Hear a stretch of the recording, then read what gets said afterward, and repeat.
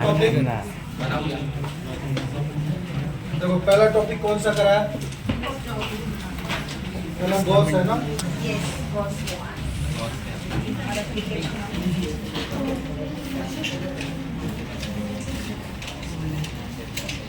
Gauss, according to statement of Gauss, total electric flux over any closed surface is equal to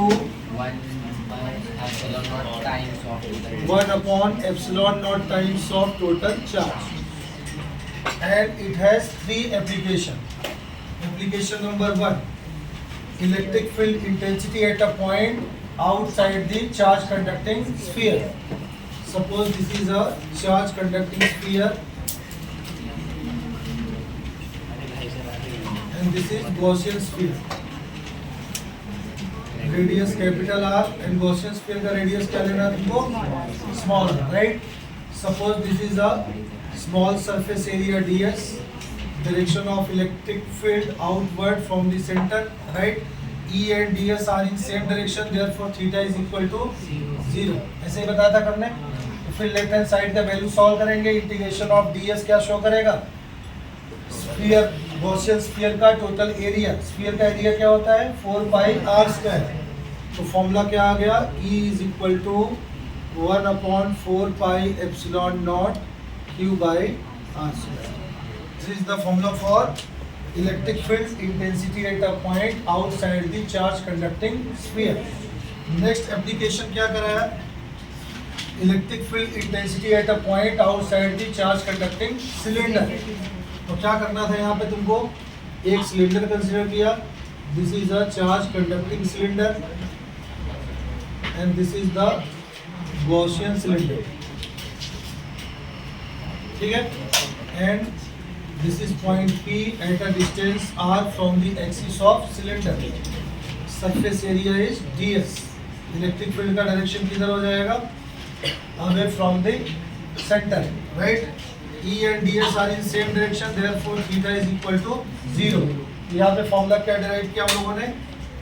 E is equal to lambda upon 2 pi epsilon naught into r, where lambda is called linear charge density. तो lambda is equal to charge per unit length. यहाँ पे भी क्या होगा?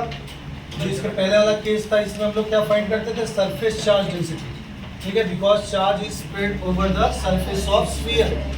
तो यहाँ पे formula कौन सा यूज करेंगे? Sigma is equal to Q by area of sphere. तो कितना हो जाएगा? Q upon 4 pi R square. ये वैल्यू सब्स्टिट्यूट करोगे तो क्या आ जाएगा यहाँ पे? E is equal to sigma R square divided by epsilon not into R square. ये भी बताया था तुमको formula in terms of charge density. तो चार्ज डेंसिटी अगर गिवन रहेगा न्यूमेरिकल में तो ये फॉर्मूला यूज करने का. अगर तुमको चार्ज का वैल्यू गिवन है तो ये फॉर्मूला यूज करने का, ठीक है? तो ये हो गया चार्ज कंडक्टिंग स्फीयर का electric field intensity and this is the electric field intensity at a point outside the charge conducting cylinder. फिर बताया तुमको थर्ड केस. थर्ड केस क्या था? Infinite plane sheet. याद आ रहा है? Infinite plane sheet. Infinite plane sheet का क्या फाइंड आउट करना है तुमको? Electric field intensity. इसमें हम लोग क्या करते हैं? This is the infinite plane sheet having charge plus Q, right? तो यहाँ पे क्या करना है तुमको? एक गॉसियन सरफेस यूज करना है, ठीक है? This is called as Gaussian surface, ठीक है? And there are 3 flux, electric field E, and this is surface area ds, and this is point P2, surface area is ds, and electric field intensity E, ठीक है? तो यहाँ पे हम लोग क्या फाइंड करेंगे? Total electric flux. Total electric flux means sum of electric flux at point P1, electric flux at point P2 and electric flux at curve surface. And curve surface पे तुमको वैल्यू क्या लेना है? 0, because there is no charge inside the surface. Surface के अंदर कोई charge नहीं होता. सरफेस के कहाँ पे होते हैं? ऊपर होते हैं चार्जेस, ठीक है? तो ये तुम्हारा कंडक्टिंग सिलेंडर हो गया, गॉसियन सिलेंडर। सिलेंडर के जो अंदर वाला पार्ट होगा it has no charges, therefore electric field will be zero. तो यहाँ पे फ्लक्स फाइंड करेंगे और यहाँ पे फ्लक्स फाइंड आउट किया, राइट। तो टोटल वैल्यू कितना आ गया, E is equal to sigma upon 2 epsilon.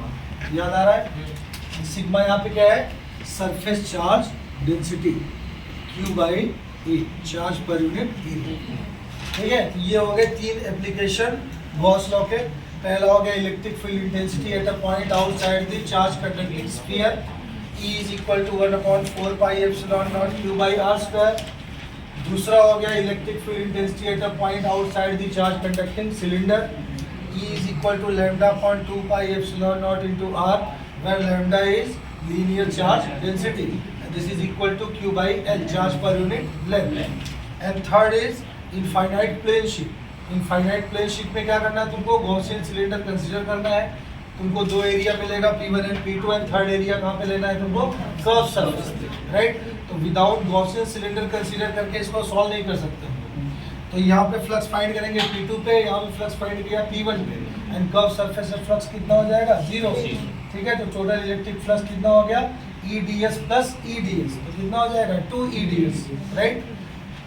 तो यहाँ पे वैल्यू कितना आ गया, E is equal to sigma upon 2 epsilon. ठीक है, ये हो गया first part of the chapter. Second part क्या था तुम्हारा,